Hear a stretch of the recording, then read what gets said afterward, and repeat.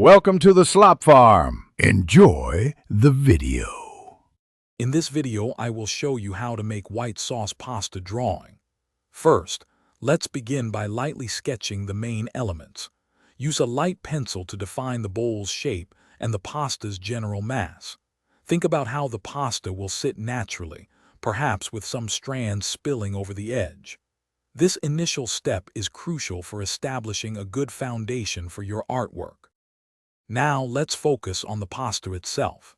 Draw individual strands, making sure they have natural curves and varying lengths. Some can be straight, others gently coiled. Think about the different types of pasta you might see, like fettuccine or spaghetti.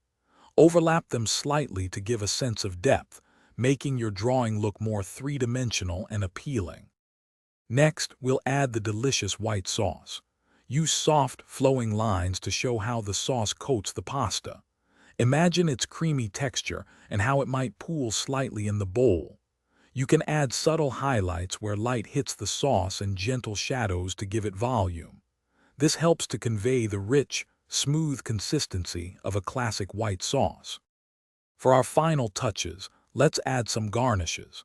Perhaps a sprinkle of parsley or some grated Parmesan cheese. These small details can significantly enhance the visual appeal. Carefully refine your lines, making them crisp where needed, and gently erase any initial sketch marks. Finally, add some subtle shading to give your drawing a polished and realistic finish, making it truly appetizing.